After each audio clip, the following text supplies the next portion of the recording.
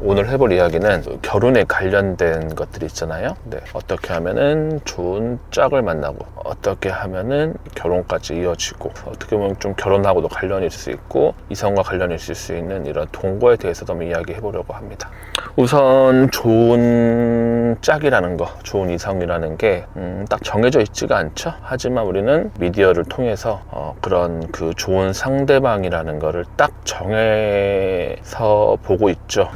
남들이 정해놓은 좋은 배우자의 조건이라는 게 좀 이런 걸 타파해야지, 벗어나야지 본인에게 맞는 이성을 만날 수 있고 좋은 짝을 만날 수 있다고 생각합니다. 그게 바로 좋은 결혼 배우자가 아닌가 생각이 들죠. 그래서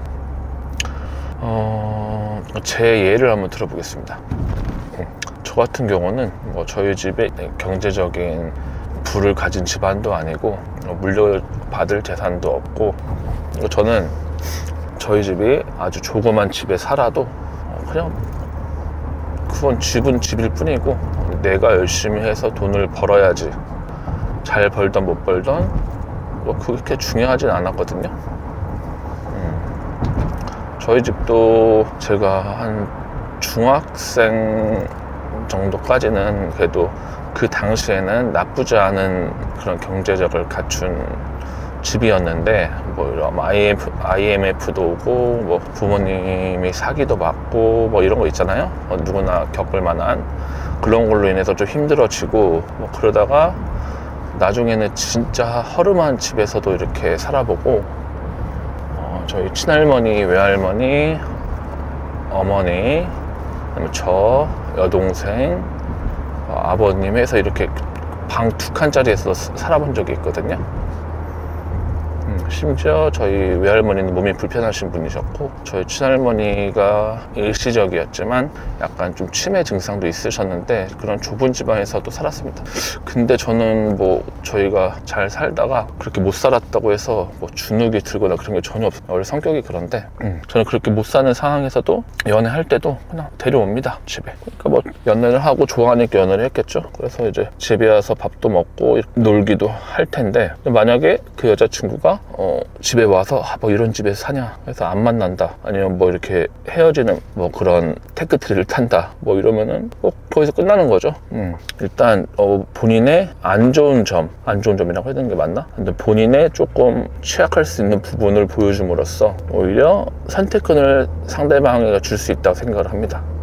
그런 거 아예 안 보여주고 예를 들어서 상견례까지 결혼까지 했다고 생각을 하면 나중에 또 그 상대방이 얼마나 짜증이 나겠어요. 그런 거를 좀 원했던 사람이라면. 그래서 아싸리 그냥 처음에 오픈을 한 겁니다. 나는 지금 이런 상황이고 너를 좋아하지만 나는 문제가 되지 않아, 이런 게. 그런데 너는 문제가 되면은 안 만나도 돼, 이런 마인드로 좀 살아야지, 그런 거 속이고 있는 척하고 그러다가 이제 나중에 이제 분란이 나고 이혼을 하고 헤어지는 겁니다. 이혼이 나쁜 건 아니에요. 서로 안 맞으면 헤어지는 게 맞는데 그런 걸 조금 확률을 줄일 수 있다라는 거죠. 저는 어릴 때 그래서 연애할 때는 일부러 그러진 않지만 자연스럽게 그냥 집에 와서 또 먹을 수 있고 놀러 올 수 있잖아요. 저희 집 방 2칸, 거실도 거의 없고 화장실도 완전히 문도 안 잠기는 그런 화장실에서 살았을 때조차 저는 아무렇지 않습니다. 그냥 보여줍니다. 그래서 헤어지면 끝나는 거고, 아니면은 그냥 맞춰가서 이렇게 연애하면서 나중에 결혼까지 꼴이날 수도 있는 거고. 그래서 너무 우리가 이런 좋은 배우자라고 하는 거를 내가 좋은 배우자가 되어야지, 내가 좋은 이성이 되어야지 하는 걸 너무 신경을 쓸 필요는 없다. 물론 그래도 어느 정도의 사회생활을 할 수 있는 성격과, 그래도 돈은 많이 못 벌어도 열심히 하려고 하는 그런 노력, 열심히 살려고 하는 노력, 그 다음에 어느 정도의 그런 배려심, 이런 건 당연히 갖추려고 노력을 해야겠지만, 없는 돈을 어디서 가져옵니까? 부모님한테 이렇게 몇 억씩 빚지게 해가지고 집을 해가면 그게 좋은 배우자고 그게 부모님께 좋은 일 하는 겁니까? 저는 아니라고 생각을 합니다. 그냥 본인이 있는 그대로를 보여주는 겁니다. 특히 우리나라에서는 이런 경제적인 거에 되게 남녀 서로 예민할 수 있기 때문에 상대방 부모가 예민할 수도 있고, 또 우리나라 사람들이 오지랖이 넓잖아요.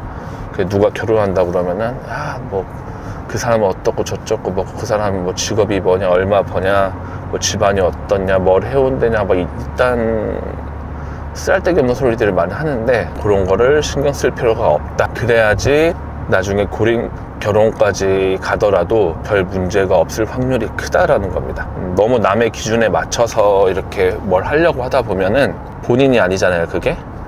본인이 아닌데 남 기준에 맞춰서 거기에 맞춰서 살다 보면은 어차피 본인이 아니기 때문에 문제가 생길 수밖에 없습니다.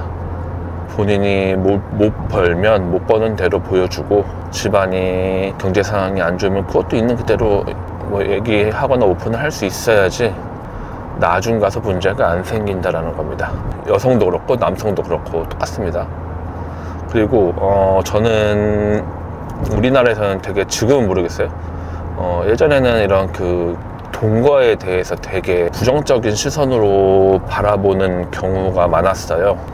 요새도 그런지 모르겠는데 저는 동거는 되게 좋다고 생각합니다. 그런데 왜 우리나라에서는 동거를 안 좋게 생각했냐라고 생각을 해보면은 결혼식을 치르고 우리가 혼인신고를 하잖아요. 그런데 혼인신고도 안 치르고 부부도 아닌 사람들이 같이 산다? 몇 개월을? 그걸 어떻게 보면 좀 결혼과 동일시해서 이런 동거를 안 좋게 생각하지 않았나. 물론 동거를 하면 같이 잠을 자고 뭐 이런 관계도 하겠죠? 그러니까 이런 것들을 되게 결혼 아닌 결혼으로 봐버리는 거죠. 근데 이게 좀 말이 안 되는 게, 물론 아닌 사람도 있겠지만 대부분의 사람은 연애를 하면서 이런 결혼을 하지 않아도 이성 간의 스킨십도 있고 이런 잠자리를 하는 경우가 많죠. 아닌 사람도 있겠죠, 분명히. 근데 제가 알기로는 대부분 그런 것들을 경험하고 나중에 결혼을 합니다. 그런데 그 사람하고 이제 몇 개월 같이 동거를 했다라는 이유만으로 안 좋게 보는 거는 좀 앞뒤가 안 맞는 것 같아요.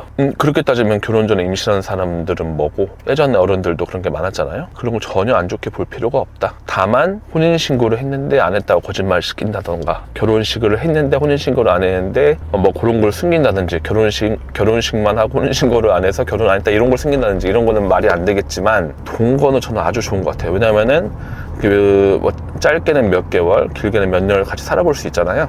그럼으로써 그 사람을 정확히 알 수가 있어요. 그 사람의 안 좋은 면을 볼 수도 있고, 그 사람의 생활 패턴이라든지 그 사람의 가족에 대해서도 알 수가 있어요. 근데 결혼을 덜컹 해버리고 혼인신고까지 해버리고 그걸 나중에 안다? 그거 쉽지 않고, 우리가 연애를 하면서도 아무리 오래 사귀어도 알 수 있겠지만 그것도 한계가 있는데, 동거를 해봄으로써 그 사람을 더 알 수가 있다는 거죠. 상대방을 나랑 더 맞는 사람인지 아닌 사람인지 알 수가 있는데, 그걸 모르니까 나중에 더 문제가 생기는 거예요. 그래서 저는 동거는 무조건 필요하다. 저도 지금 제 와이프랑 결혼한 지 지금 10년이 다 돼가는데, 저희는 혼인신고를 결혼하고 7년 뒤에 했습니다. 엄청 뒤에, 몇 년 뒤에 했어요. 그러니까 뭐 혼인신고 자체를 저는 뭐 이렇게 크게 생각을 안 해요. 솔직히 결혼식도 볼 의미가 있나 싶기도 하고, 근데 이제 그래도 가족들도 있고 친척들도 있고 뭐 지인들도 있기 때문에 어느 정도 알린다 뭐 이 정도의 개념이지, 할 수 있으면 하는 거고 안 할 수 있으면 안 하고 그냥 같이 사는 거죠. 살다가 좀 혼인신고 하는 거고, 뭐 저희 같은 경우는 뭐 그런 개념이 아예 없기 때문에 그냥 좋아서 결혼했고, 양가 부모님들의 이런 뭐 경제적인 지원을 아예 안 받고 시작했어요. 그래서 그러니까 당연히 월세로 살다가 뭐 이렇게 어느 정도 서로 노력해가지고 집까지 사고 뭐 이러고 있는데, 그 동거를 저희도 몇 년을 했거든요. 함으로써 그 사람을 더 알아갈 수 있고 쭉 같이 해도 되겠구나 뭐 이런 게 확신이 생길 수 있잖아요. 안 좋은 점도 볼 수 있고, 그래서 동거는 꼭 필요하다고 생각을 합니다. 뭐 혼인신고를 하든 안 하든 그냥 뭐 오래 평생 살 수도 있는 거고, 아무튼 동거는 저는 아주 좋은 거라고 생각을 합니다. 그래야 나중에 탈이 안 생기고, 심지어 이런 뭐 외국에서는 동거를 더 부모님들이 권유하는 경우도 있다고 해요. 그리고 우리나라에서는 남성보다 여성이 동거를 했다 뭐 이런 게 더 불리하게 작용을 하는 것 같은데, 그것도 좀 이상해요. 남성이 동거를 하면 어떻고 여성이 동거를 하면 어떻습니까? 어차피 서로 같이 있는 건데. 그래서 좋은 배우자라는 거는 없다. 본인하고 잘 맞는 성격, 잘 맞는 환경, 생활 패턴, 이런 사람을 만나서 동거를 하고, 동거를 해봤는데 이 사람이 안 좋은 점도 보고 이 사람 가족에 대해서도 알고 뭐 이것저것 다 알았는데도 살만하다 뭐 이러면 그때 이제 좋은 짝이 되는 거고, 그 사람이 좋은 배우자가 되고 좋은 결혼을 한다는 게 이런 겁니다. 그리고 가장 잘 알아야 되는 게 본인 성격에 대해서 잘 알아야 돼요. 본인 성격이 잔소리 듣는 걸 극도로 싫어하고 참견하는 걸 극도로 싫어해요. 그러면은 그에 맞는 성격의 사람하고 이렇게 같이 살아야지, 단순하게 외모가 끌린다고 해서 사귀는 거는 큰일 난다. 물론 외모도 본인 스타일에 맞고 성격도 맞고 그러면은 최고죠. 아니면 반대로 본인은 좀 간섭해주고 잔소리해주고 말해주는 걸 좋아하는다. 그러면 또 그런 사람을 좀 이렇게 찾아보려고 노력도 해보고 해야죠. 그런데 남들이 정해놓은 그 기준에 맞춰서 사람을 만나려고 하다 보니까 사단이 나는 겁니다. 그래서 남들 눈치를 안 보기 쉽지는 않겠죠, 당연히. 그래도 남들 눈치를 안 봐야지 살기 편하다. 특히 주변에 있는 친구들, 친척들 상관없다. 어차피 본인이 살아야 되는 거니까 그런 사람들 말을 듣지도 말고 본인이 만나는, 만약에 이런 그 본인이 좋아하는, 본인하고 잘 맞는 사람을 좀 깎아내리고 비난하고 이런 사람들이 있어요. 분명히 친구 중에. 절대 만나지 말아라. 그 사람들하고 손절을 해라. 그런 사람들은 평생 그럴 거예요. 야, 네 남편이 돈을 못 버네 마네, 네 와이프가 어쩌네 마네, 이런 거 있잖아요. 그런 거는 서로 간섭을 하는 게 아니에요. 여튼 그래서 요새 출산율도 저조하고 결혼도 잘 안 하는 분위기긴 해요. 젊은 분들이. 저도 이해를 해요. 저도 결혼 생각이 34살, 30 중반까지 결혼 생각이 없었거든요. 근데 저에게 잘 맞는 이성을 만나고 짝을 만나서 결혼을 하고 덕분에 좀 잘 살고 있습니다. 그래서 어느 정도 이게 좀 마음도 편하고 이렇게 좀 먹고 살만 해야지 결혼도 생각해보고 좋은 짝도 많이 만나보고 할 텐데 그게 좀 쉽지가 않죠. 그래도 좋은 사람은 있다. 너무 남의 눈치를 보지 말자. 동거는 꼭 해보는 게 좋다.